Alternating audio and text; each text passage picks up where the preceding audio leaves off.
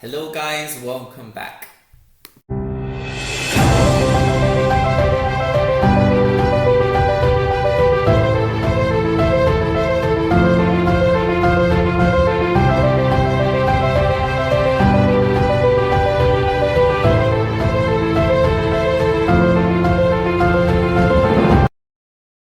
Hello guys, so yes, it's been a while.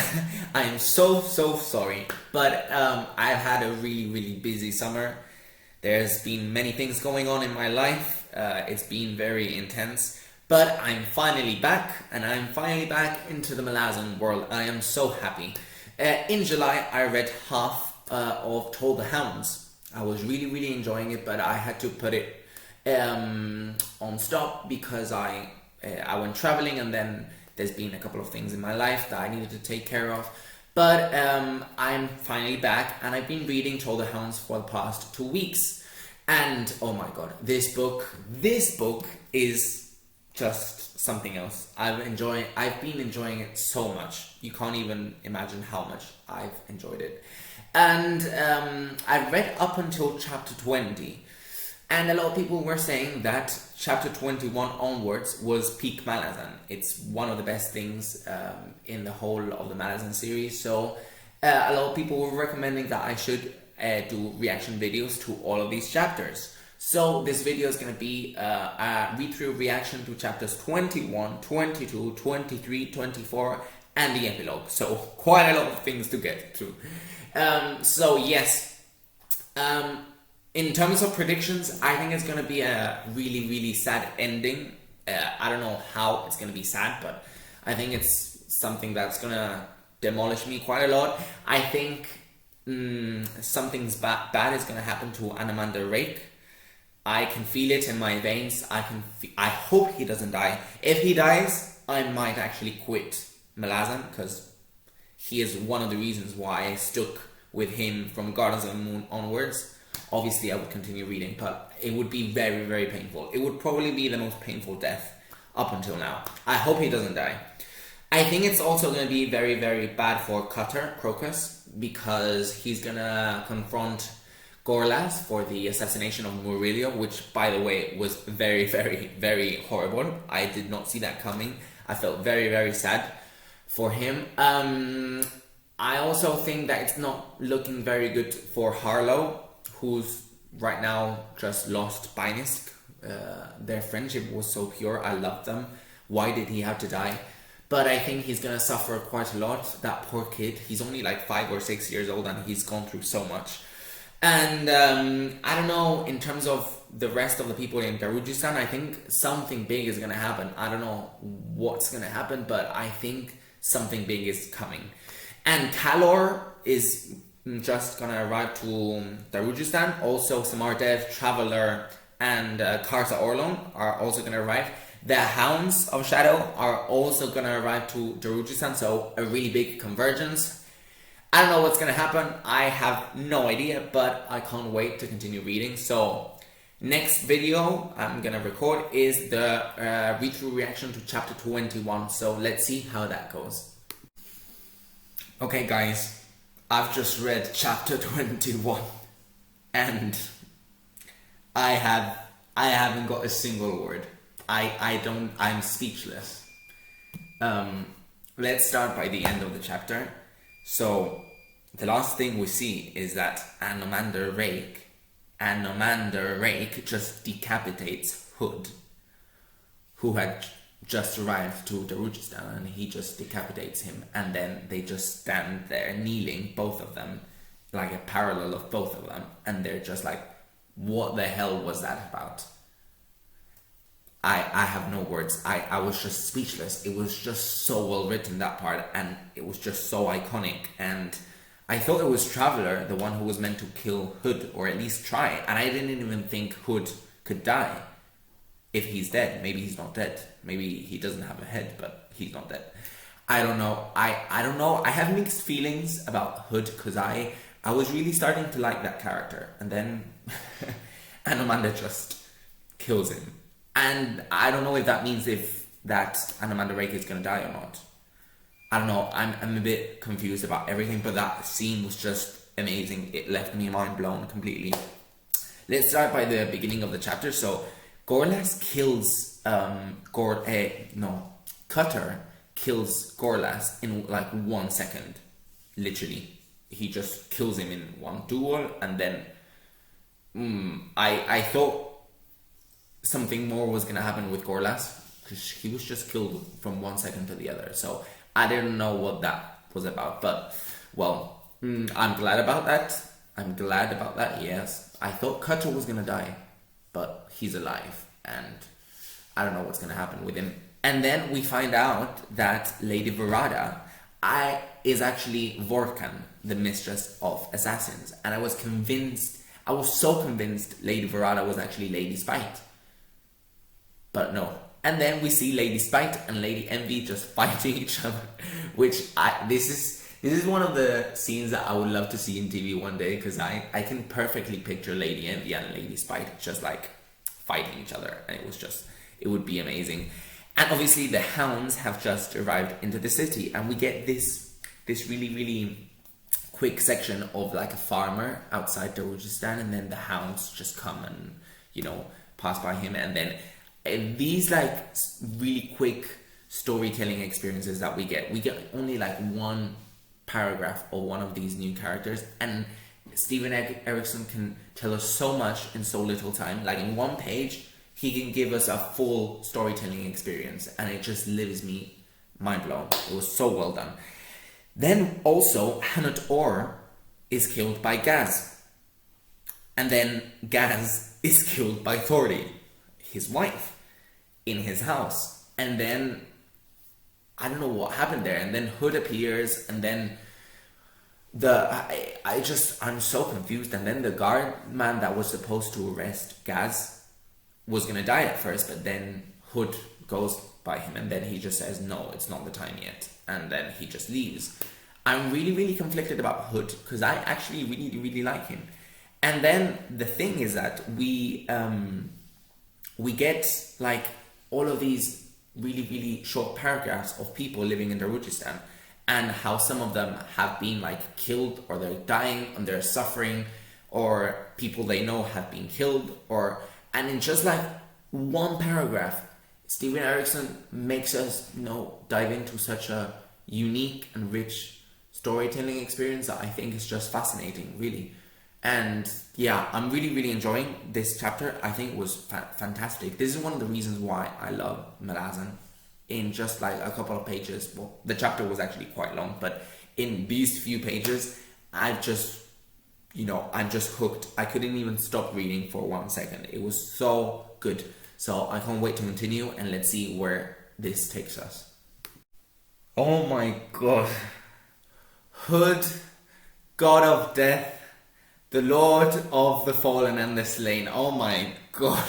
Now I'm starting to understand why this series is called Malazan Book of the Fallen. Now I'm starting to understand. Because wow, the end of chapter 22 was just... I don't have words.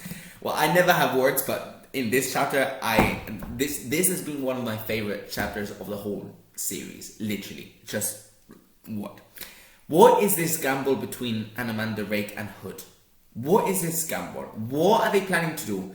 Is Hood trying to kind of destroy chaos inside Dragnipor? What is he trying to do? That moment when he brings all of his army, Iskar Jarak, the Segule, Bruchalion and the Grey Swords, Bolt and the Wiccans, a one-armed host. I don't have words. What are they trying to do? And that moment when he says that he's going to turn around the wagon inside Dragnipor, the wagon that has just stopped moving, and he's going to turn it around, and he's going to face chaos, and he's preparing all of his army to fight chaos.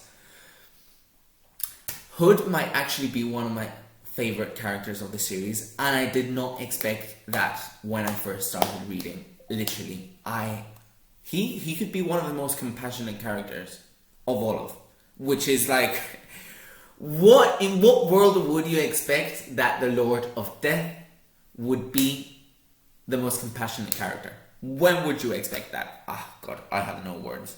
That moment when he arrives just left me mind blown. And then we also figure out that Anamander Rake had been confronting and killing the Segule for so many years, so that Dragnipor and the realm of the fallen had the strength and the power to face chaos. God, but at the same time I feel really sorry, because now Anamander Rake must be feeling so much burden on him, and it must be very, very difficult. Oh God, I just hope he doesn't die. Please, I'm begging. I'm begging to any god out there. Please, please tell me he is not gonna die. Please. Okay, that was the end of chapter 22, but let's start from the beginning, because I just jumped to the end because that ending left me mind blown. So, we figure out Kalor is arriving to Darujistan, and Spinok, now we figure out that Anamander Rake had sent Spinok to Rav to stop Kalor from arriving to Darujistan, and they have just engaged in a battle. I feel like obviously Spinok is going to die, Kalor is going to get to Darujistan somehow, and also Karsa Orlong, Samardev, and Traveler are arriving to Darujistan, and Traveler is acting in a very, very weird way, probably because he knows that he's going to soon try and kill Hood. The thing is that he's going to figure out that Hood is actually already dead. So what he's going to do, I don't know. But that moment when Cotillion appears also with the hounds, and then he speaks with Traveler, we don't really know what he's telling him, but I feel like he's already told him that Hood is dead, and that's why he made that crying sound. But I don't know, Traveler, I feel like Traveler is going to do something really big by the end of the book. Also, the demon Chilbais, the winged demon thing, after everything that was going on, the moon just suddenly shattered out of nowhere. We have the hounds killing people. We have all of these, we have Anamander Rake who has just killed Hood, and the demon is just worried about Traveler. So I feel like Traveler is gonna do something. I don't know what, but I think he's gonna do something. Moving on to, because we're jumping back and forth between Black Coral and Darujistan, moving to Black Coral, Spindle and Monkrat have agreed to kind of help and free the people from the camp next to the how do you call it, next to Itkovian's barrow. And one of the things that I loved about that scene was the Dazim Oltor's speech about justice and soldiers. That was brilliantly written. I really, really enjoyed that. That was incredibly well written. And we also figure out that Itkovian wants to actually heal the dying god. So Seerdomin will now have to, in a way, confront Salind, but in a way he can't kill her, because he knows that Spinok, his friend, is in love with her. So I don't know what's going to happen with that. And then Clip also kills Ninanda out of nowhere. I don't think there's going to be actually none of these ties to Andy by the end of the book. I think they're all going to get killed. And we figure out that they have Elaine's blood on top of being ties to Andy. And I don't know what's going to happen with them. I feel like there's going to be some type of reunion by the end of the book between Clip, Nimander, and Anamander Rake. And I don't think it's going to be good. I think Nimander, my prediction is that Nimander is actually going to die. And yes, Clip also is going to die. I want that bastard out of my sight. He's just horrendous. I can't believe in Reaper's Gale I actually liked that motherfucker, literally. So I'm sorry, but he's just horrendous. So yes, I don't know what else to say. I feel like there's many things that have happened in this chapter. I can't wait to continue reading. I can't believe there's 2 chapters remaining, because this feels like the end of a book already. And wow, I love Hood. That's all I can say. I love Hood. I love that scene inside Dragnipor. Apsalar is there, Draconis is there, and he's just like, he's as mind blown as myself right now. And there's many things going on. So let's continue reading and let's see. Okay guys, chapter 23 done, and you know, I read it last night. I lit a candle in my bedroom. It was like 1 a.m. at night. And I read calmly, slowly, the chapter in my bed. And You know, I've never cried so much in this series. I've never cried so much, really. Even more than with the Chain of Dogs. I still have no words. I still can't believe that Anamanda Rake is dead. That was the only character that I knew couldn't die in the series, and all of a sudden he's gone, and I still can't believe it. And the emotion that I felt while reading that chapter, and it all happened all of a sudden, and I can't believe how Traveler must be feeling.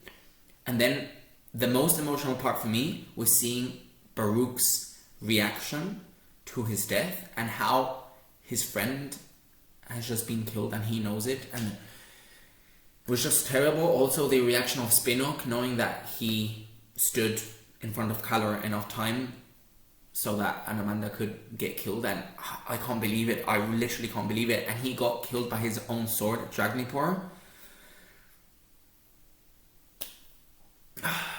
I still have no words. Literally, for me, this is the best ending of any Malazan book.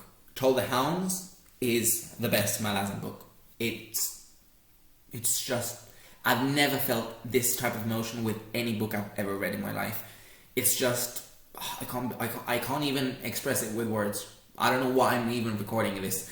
I was gonna record it last night, but I wanted to have that time alone, because I feel that this book has been so intimate, and so, I don't know how to describe it, but it's been a very intimate book, and I just wanted to have that moment with the book by myself. And today I can finally speak more about it, because that whole chapter was just beautiful. In terms of like Chaur and Barathol, I think Chaur is gonna get killed. They brought him now to the Finest house, but I think he's gonna end up dying.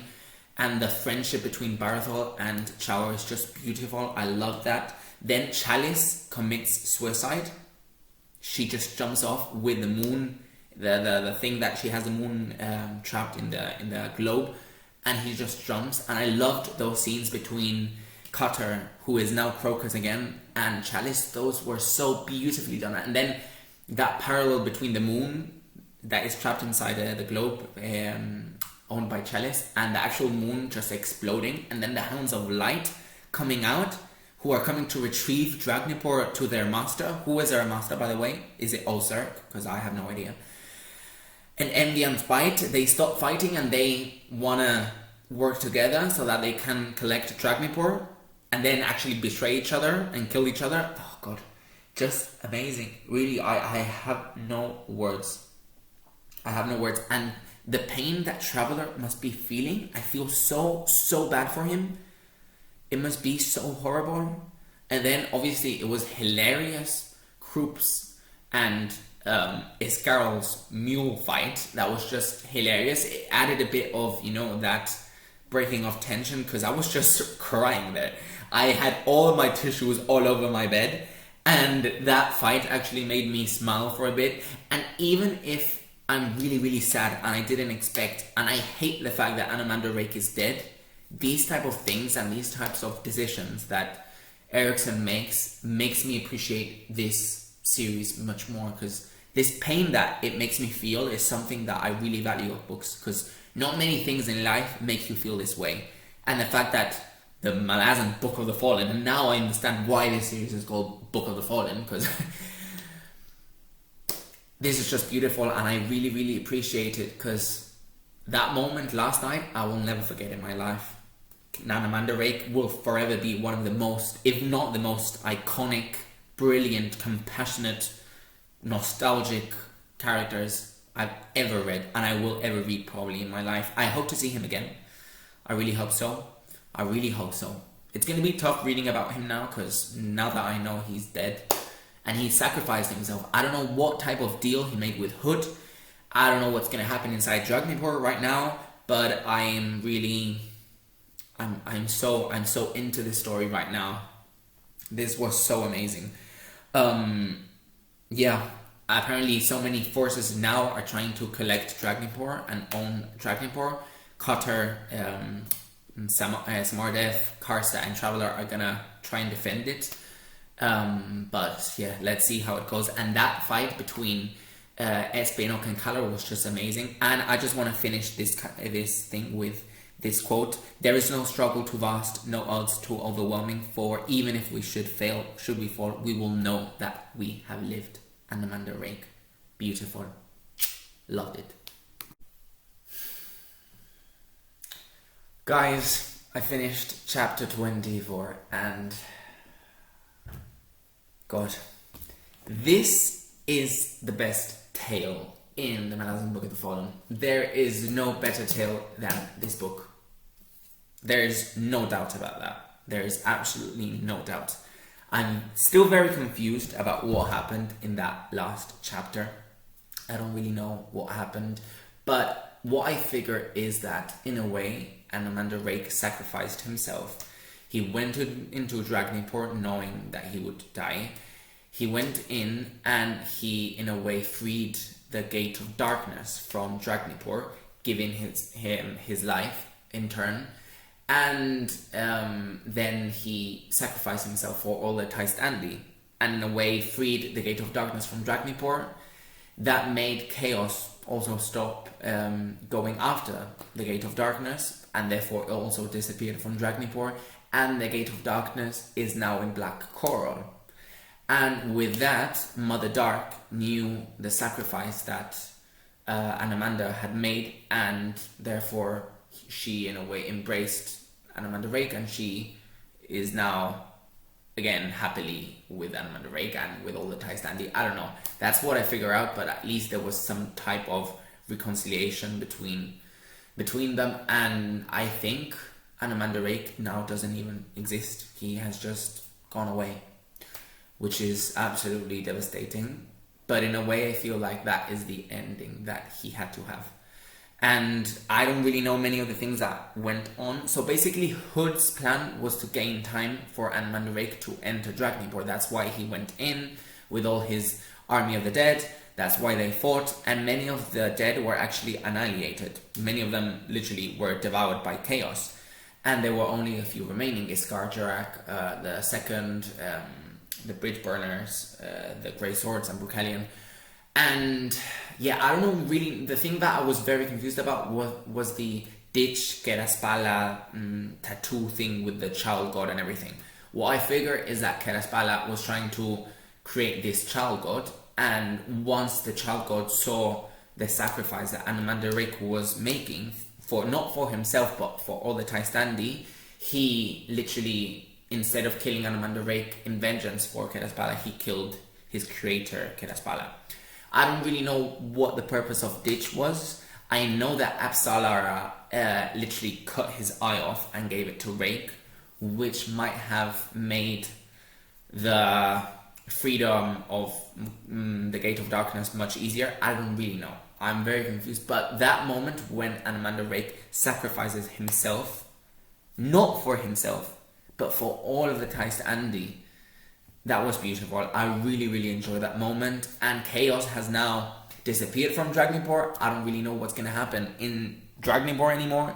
But yeah, that's the thing. And then, as a result of that, in Black Coral, once Clip arrived to the Temple of Darkness and almost killed poor Endesilan, then Mother Dark appeared again via Aranatha, and then she confronted the Dying God.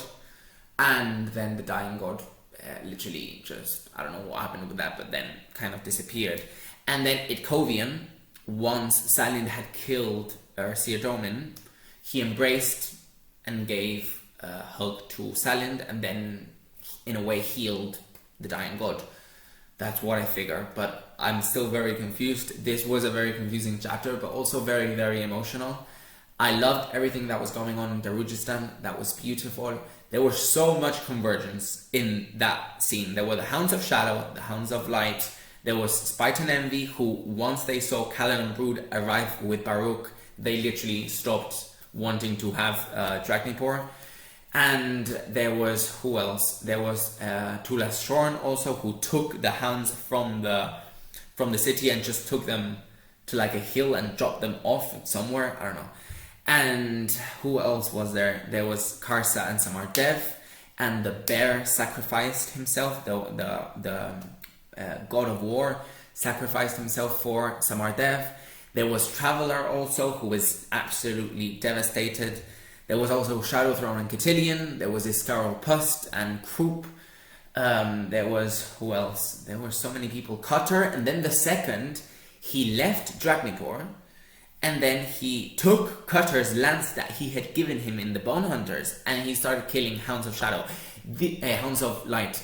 And this just makes me think, was Steven Erikson planning this from the very beginning? He knew how this scene was going to go from the first book. How is it possible?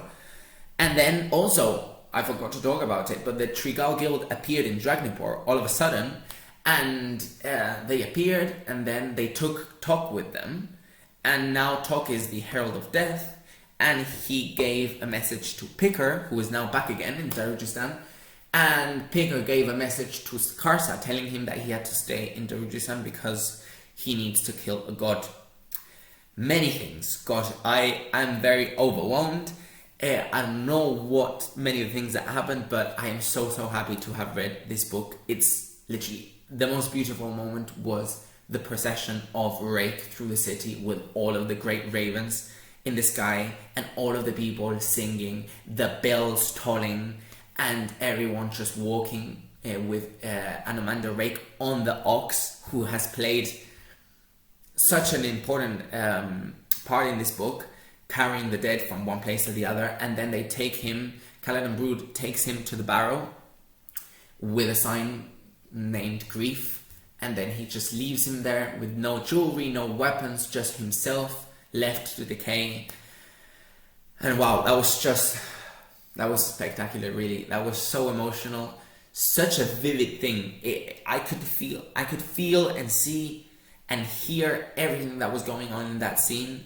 That was beautiful, really. That was so amazing. And then Cutter, who has had one of the best character arcs in this book, really. I loved his journey. I love how he has matured so much.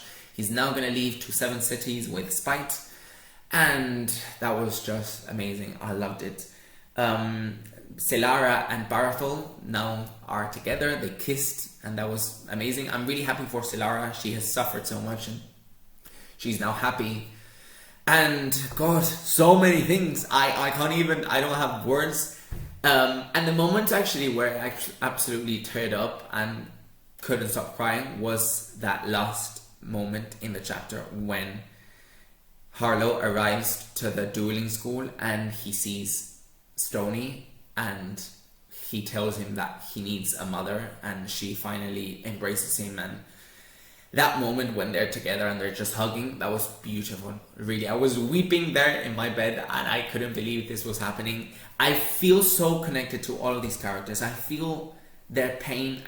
I felt their journey so much that this story has been just beautiful, really. I still need to read the epilogue, but this has been a wonderful story, and I really enjoyed it. This was the best book by far. Oh God, this epilogue was just amazing, literally. Oh, I know I've loved everything about this book. I can't help it, but well, I've loved it. Nimander is now the Lord of Black Coral and the Lord of the Taist Andi, and I just love that ending for him because he's gone through so much. He's gone through such a journey. I'm just finally know that they're all there together. Apparently, Nenanda is actually healing and Clip is alive. I don't know about that. I'm not very happy about that. And Silana has also disappeared. And then Seodomin will actually have a barrow built next to the Redeemer's barrow. And then Spinok is alive, and he's gonna go and find Salind and live happily ever after. And I'm very happy about that storyline. I don't know if we're gonna see more of the Taist Andi in the future, but I've really enjoyed their storyline. I loved Black Coral and everything to do with that, so I feel very satisfied with that ending. And then in another scene, we see that Kaladin Brood breaks Dragnipor. And wow, I wasn't expecting that to happen. I thought that Dragnipor was going to have another role in the story, but I feel like enough has happened with that. I don't know what's going to happen with the people inside Dragnipor, because there were people who were still alive. Obviously they were dead, but they were still in Dragnipor. So I don't know what's going to happen with those people. Are they going to somehow revive? Are they going to go into oblivion? what's gonna happen with them. Because I feel confused because one of the other scenes in the epilogue was Lady Envy and Fisher were talking in the garden, and she tells him that Draconis, her father, is back. Draconis was one of the ones remaining in Dragnipur once everything had settled. So does that mean that the people from Dragnipur will now come back to life? I hope that's not the case, because I wouldn't be very happy about that. But anyway, I don't know. Things are gonna happen in these two last remaining books, I feel. And then the way that the story had to end, this tale, was Fisher and Krull just watching Krupp dance beside the fire, and that was amazing. I love that. And in that way, Krupp finishes the tale and he starts dancing, and that was just beautiful. That was the ending that was needed for this book. It started in the prologue with him telling the story to them, and that was just amazing. I really enjoyed this book. This was a beautiful adventure. I really enjoyed it. I think it's for sure my favorite book. Sorry, Bone Hunters, but this was just amazing. It has been a journey. I'm really happy to have recorded my reactions to these last chapters, because they were an absolute ride. If I thought that The Chain of Dogs was an emotional roller coaster, if I thought that Memories of Ice, the ending, was an emotional roller coaster, if I thought that The Bone Hunters and Igatan was a roller coaster, this is something to the next level. So yes, guys, I hope you have enjoyed this video. I've really had a lot of fun recording it. And yeah, I'm really happy to be back recording videos. I'm gonna start Dust of Dreams very soon. So I hope to see you very soon in the next video. Thank you so much, and see you next time.